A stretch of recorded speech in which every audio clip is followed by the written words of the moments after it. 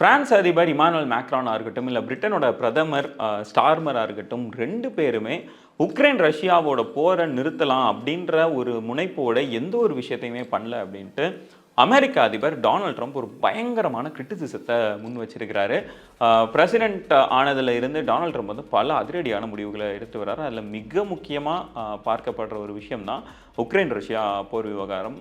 Ukraine சைட்லேயே தொடர்ந்து கடந்த 3 ஆண்டுகளாக பயணித்த அமெரிக்கா வந்து திடீர்னு ரஷ்யா பக்கம் ஜம்ப் பண்ணியிருக்கிறாங்க. அதுவும் குறிப்பாக பைடன் அட்மினிஸ்ட்ரேஷனாக இருக்கும் பொழுதே டொனால்ட் ட்ரம்ப் வந்து ஜெலன்ஸ்கி மற்றும் பைடனுடைய இந்த ஒரு ஸ்ட்ராட்டஜியை கடுமையாக கண்டனம் தெரிவிச்சுட்டு வந்திருந்தார். இப்போ அவர் வந்து அதிபரானதுலேருந்து இமீடியட்டாக இந்த ஒரு போரை நிறுத்தணும். எதனாலனா தேவையில்லாமல் எங்களோட நாட்டோட இந்த வளம் எல்லாமே உக்ரைனுக்கு போகுது அப்படின்றத சொல்லி அவர் வந்து இந்த போர் நிறுத்தத்துக்கான வேலைகளை தொடர்ந்து ஆரம்பித்தார். அதில் மிக முக்கியமான ஒரு விஷயம் தான் மிடில் ஈஸ்டில் ரஷ்யன் அஃபீஷியல்ஸோட அமெரிக்கன் அஃபீஷியல்ஸ் மீட் பண்ணுது.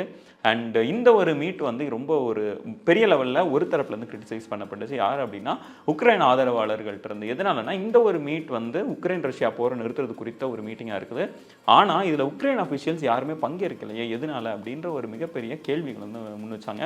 அண்ட் அந்த கேள்வி இப்போ டொனால்ட் ட்ரம்ப் முன்னாடி டைரெக்டாகவே வைக்கப்பட்டது. அண்ட் அதுக்கு டொனால்ட் ட்ரம்ப் வந்து ஒரு பதிலையும் சொல்லியிருக்கிறார். என்ன அப்படின்னா, உக்ரைனோட அஃபீஷியல்ஸ் நாங்கள் இன்வைட் பண்ணல. எதனாலன்னா அவங்க வந்து இந்த மீட்டிங்கில் எங்களுக்கு தெரிஞ்சு பெருசாக எதுவும் ஒரு கான்ட்ரிபியூஷன் கொடுக்க போகிறதில்ல, அதனால தான் நாங்கள் வந்து அவங்களை இன்வைட் பண்ணவே இல்லை அப்படின்ற ஒரு விஷயத்தை அவர் சொல்லியிருக்கிறாரு.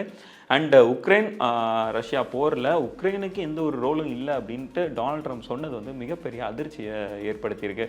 அது மட்டும் இல்லாமல் ஸ்டார்மராக இருக்கட்டும் இல்லை மேக்ரானாக இருக்கட்டும், இந்த 2 பேருமே அடுத்த வாரம் வந்து டொனால்ட் ட்ரம்ப்பை சந்திக்க இருக்கிறாங்க, தனித்தனியாக சந்திக்க இருக்கிறாங்க. அண்ட் அந்த சந்திப்பு குறித்து கேட்கும் பொழுது இதில் நீங்கள் உக்ரைன் ரஷ்யா விவகாரம் குறித்து பேசுவீங்களா அப்படின்ற மாதிரி கேட்கும் பொழுது கண்டிப்பாக பேசுவோம் அப்படின்றதெல்லாம் சொன்னதுக்கப்புறம் கடைசியாக ஒரு விஷயத்தையும் சொல்லியிருக்காரு. அந்த 2 பேராகட்டும் உக்ரைன் ரஷ்யா போர் நிறுத்துறது குறித்து இதுவரைக்கும் எந்த ஒரு ஸ்டெப்ஸும் எடுக்கலை அப்படின்னு சொல்லிட்டு ஒரு பயங்கரமான குற்றச்சாட்டையுமே அந்த 2 தலைவர்கள் மேலே வச்சிருக்கிறாங்க. இந்த உக்ரைன் ரஷ்யா விவகாரத்தில் தொடர்ந்து நேட்டோ நாடுகளான யூஎஸ்ஆ இருக்கட்டும், பிரான்ஸாக இருக்கட்டும், யூகே இருக்கட்டும் ஒரே சைடில் இருந்து சண்டை போட்டுட்டு இருக்கும் பொழுது அமெரிக்கா மட்டும் இப்போ வந்து பின்வாங்கியிருக்கிறது. எதனாலனா இப்போ வந்து அமெரிக்கா பின்வாங்கினதுலேருந்து இப்போ யூகே அண்ட் பிரான்ஸோடைய நிலைப்பாடு என்ன அப்படின்னு பார்த்தோம்னா, அவங்க தொடர்ந்து உக்ரைனுக்கு ஆதரவு தெரிவிச்சுட்டு வராங்க.